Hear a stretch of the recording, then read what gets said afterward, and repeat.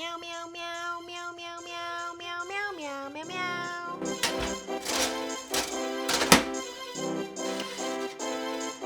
Meow meow meow meow meow meow meow meow meow meow meow meow meow.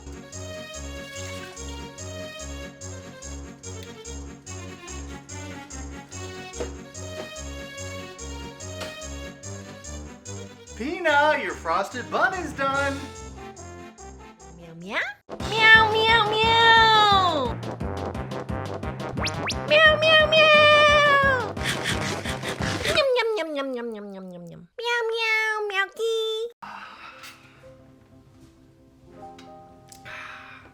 Nothing quite like a hot cup of glue wine on a cold winter day. Meow meow meow. A story?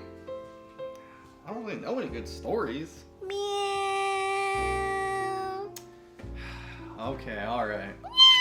Back when I was a little kid, this thing called Yu-Gi-Oh! Came out. Well, actually, I guess you could say it was three things. It was a Japanese comic book called a manga, a Japanese cartoon called an anime, and a trading card game. Meow meow meow meow. Well, then I'm sure you know what a big hit it was in the early 2000s. Yu-Gi-Oh! Blew up. It was the next big craze after Pokemania died down. Every kid watched the show and every kid wanted to play the card game. Of course, much like the TV show, we often didn't follow the technical rules of the game. Meow meow meow. Now, I got lucky with the timing of when Yu-Gi-Oh! Came out in the States. You see, while the card game came out in Japan in 1999, it came out in 2002 in America. Up to this point, my family had been very strict on what was allowed into the house. But over time, they had started to loosen up. I began watching the show Saturday mornings, and my family allowed me to get one booster pack from a store. It was a Pharaoh's Servant booster pack, and my very first card was Wing Weaver.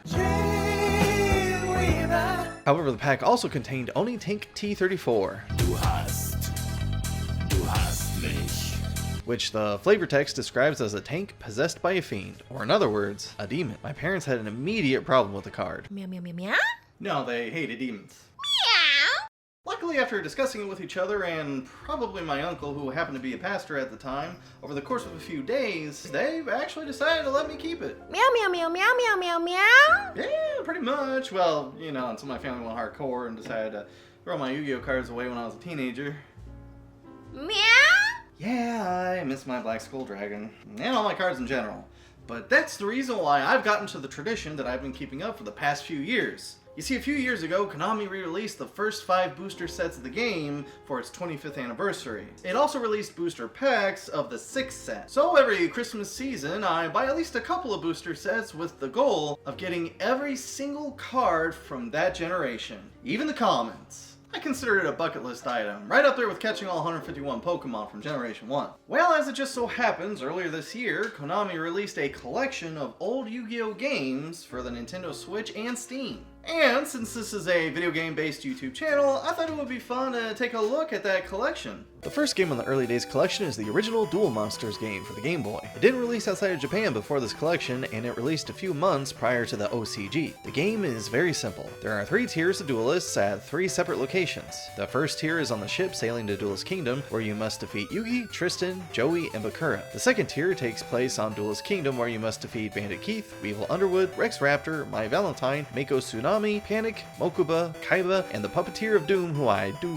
not remember from the anime whatsoever. Maybe he was a manga exclusive character, I don't know. Tier 3 tops it all in an undisclosed location with Simon Moran and Maximilian Pegasus. Credits play after you defeat Pegasus, but if you quit out of the game and go back in, you'll be able to play against Yugi's alter ego, Yami. To get from one tier to another, you have to defeat each duelist in that tier 5 times. Every time you defeat a duelist, you win a random card, and after 10 times of beating a duelist, you're given a predetermined card as a prize. I highly recommend checking out Sally Acorn's guide on Steam for a full list of all possible drops by each character. It was a little disappointing that there were no maps to walk around on. Each tier only has picture representations of the characters that you choose. I realize this is a 1998 Game Boy game, so maybe that's a little much to ask, but Pokemon and Monster Rancher did it with their card games on the Game Boy. Since this game came out before the actual card game and the second iteration of the anime, I was surprised to see how faithfully the cards were interpreted. They only show the picture of the monster on the card, but the artwork often reflects the art that would be in the final product of of the OCG and the TCG. As for the gameplay, however, that's where the faithfulness ends. The most basic principles of the card game are there. Each player begins with 8,000 life points with the goal of reducing their opponents to 0. When a monster attacks another monster in attack mode, the difference between their attack values is subtracted from the losing monster's duelist life points, and when a monster in defense position dies, it doesn't affect life points. In the real world card game, there are effect monsters. A monster summoned in defense is placed face down, and when it's attacked, it flips up. When it's flipped up, its effect is activated. For example, when Maneater Bug is flipped, you can target one monster on the field and destroy it. In the Duel Monster video game, there are no monster effects, turning many otherwise useful monsters into dead weight. In addition to this, while in the card game, sacrifices are required to summon higher level monsters, not to be confused with level monsters, in Duel Monsters, no sacrifice is required. So if you happen to draw something like a Red Eyes Black Dragon, in the real card game you would need to sacrifice 2 monsters to summon it, but in the video game you can just slap it right on the field free of charge. Many consider early Yu-Gi-Oh! A beat stick game. Draw the strongest monster and you win. This is much more true of the video game. There are no trap cards in Duel Monsters, and the only magic cards are the ones that power up certain types of monsters, heal life points, or destroy monsters on the field. And because of how this game plays, the majority of them are entirely useless. You see, in this game you only get to play 1 card per turn, hard stop. In Yu-Gi-Oh! You can only make 1 regular summon per turn, but you can place as many magic and trap cards on the field per turn as you want prior to the battle phase. In Duel Monsters, if you play a magic card that restores 200 or 500 life points, that's it. You can't summon a monster. And you best believe that your opponent is 100% going to summon their own monster when it's their turn. So playing a magic card like that is an inherent negative without any true benefit. Tier 1 was agonizingly boring. What ends up happening every match is that you play a monster stronger than the majority of monsters in your opponent's deck, they play a monster in defense mode, and you just keep summoning more monsters to attack the single defense monster on the field and then their life points directly until you win. I breezed through the 5 matches of the first 4 characters with ease. I then moved on to Weevil, who quickly handed my butt to me. It was clear that I was going to need stronger monsters to get further in the game. The easiest way to go about this is to just beat Joey 100 times. You'll end up amassing an entire deck of Warrior and Beast Warrior monsters, along with the magic card Legendary Sword, which raises the attack and defense power of the warrior monsters you equip it to, and the field card Sojin, which raises the attack and defense power of all Beast Warrior and warrior monsters on the field, even your opponents. Additionally, defeating Joey 100 times wins you the Red Eyes Black Dragon. With 2400 attack, there's only a handful of monsters that will give you trouble going forward. I would just like to point out at this juncture that the reward for beating Joey 90 times is Time Wizard, which is absolute bull when you consider the fact that it doesn't have its ability in this game. The flavor text says that it's weak but useful in a pinch, and it's like, yeah, sure,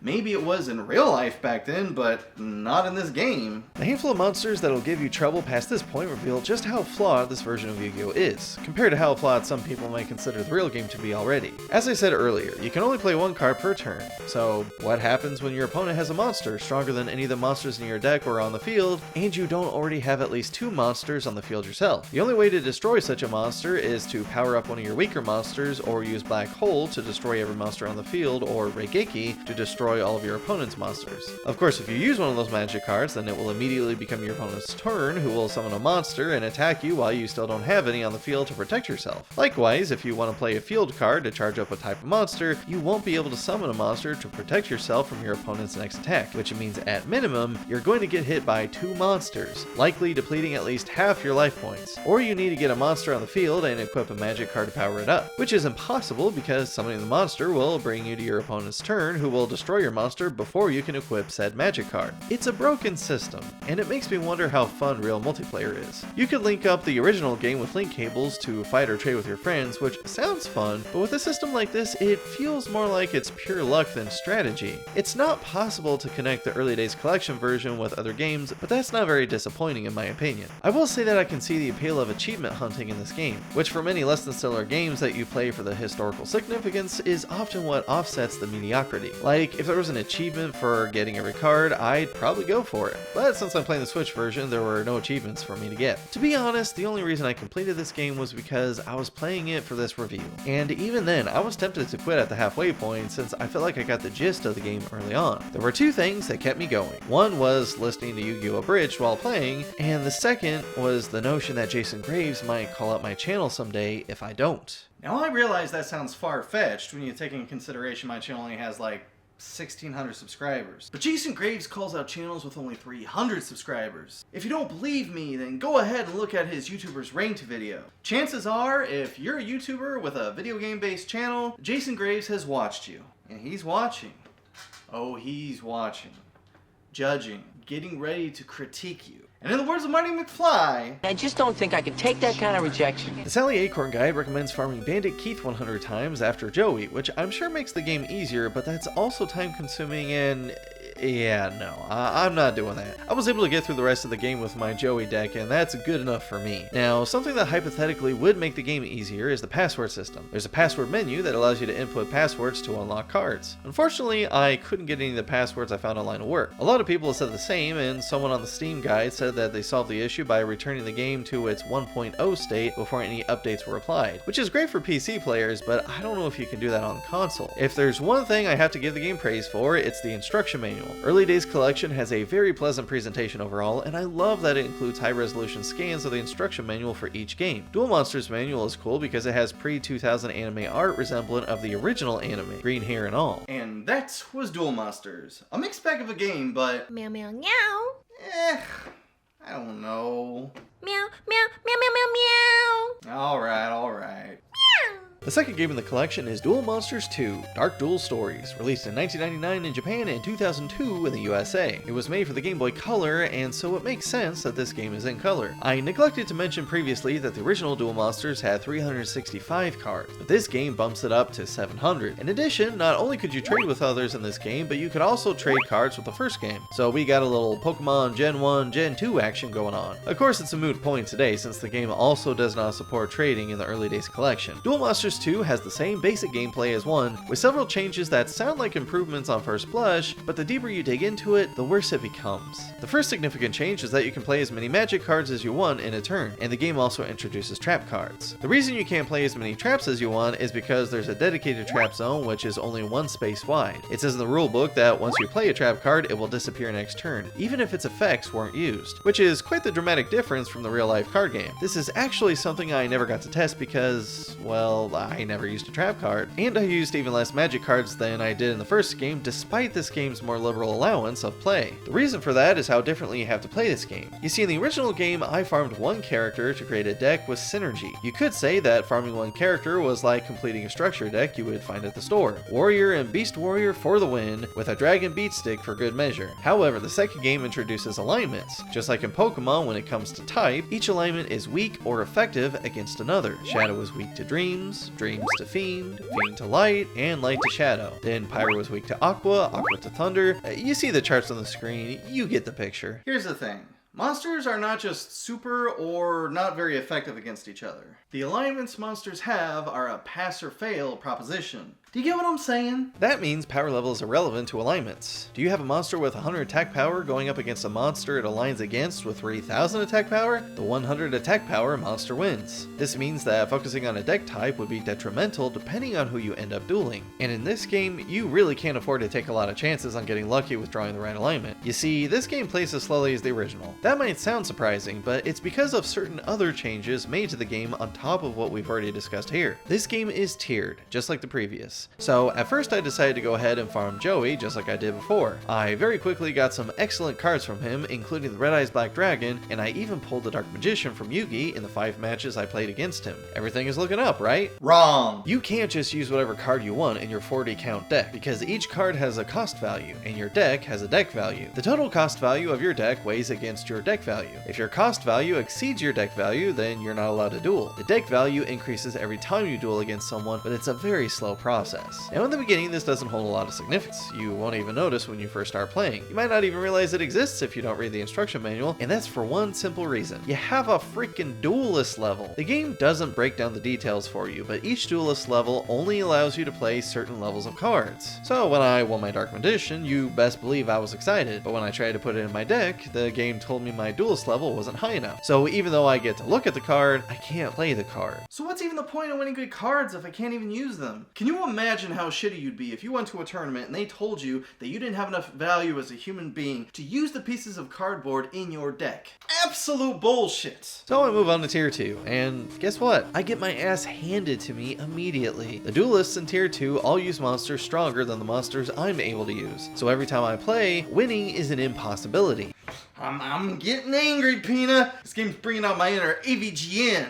Meow meow meow. It pisses me off, but I take Penis' advice and grind on tier 1. Originally I thought maybe each time you beat a tier you would level up, but we can see that's not the case already. Then I figure maybe it's a matter of how many duels you win. So I grind and grind. Slow match after agonizingly, brain-numbingly slow match. The 8,000 life points each player starts with, combined with being forced to duel with weak monsters, really drags the farming out to a snail's pace. I grind out 50 fucking duels and stay at level 1. What, do I need to win 100 duels to reach level 2? That's too much. I decide to move on to tier 2, and if I win, I win. But if I lost, I'm putting the game down. I go to my trunk to formulate the best strategy I can. I look through my cards and, wait a minute, hold on. I'm still level 1, but now I can use the Dark Magician and the Red Eyes Black Dragon and all the cards I couldn't use before. What is this shit? God damn this shitty ass game. I'd rather suck the juice out of a monkey's hard ring ting ding-a-ling than play another minute of this game. I'd rather juggle the dissected balls of a herd of goats under the mistletoe with the Grinch than play another minute of this game. Fuck! Meow. Meow, meow, meow, meow. Gamer credibility? You think I need to play through this whole game to know that it sucks monkey balls? You think I'm worried about what the gaming community is gonna think about me? You think I'm worried about a video game hipster in 2025? I'm not afraid of getting burned by you, Jason Graves. Cause you're gonna get burned by me! Meow. What? Meow. Thanks, Pina. Meow, meow, meow. The concept that we as gamers need to show video games so much respect, especially old ones, that we play them all the way up to the end even when the experience of the entire game is a negative one, is foolish. Because at the end of the day, every video game is showing you, the player, a certain level of respect as well. Just like how a movie can respect or insult the audience's intelligence, a video game can respect or insult the player's time. When you're a child and you have all the time in the world, it's all gravy. But me?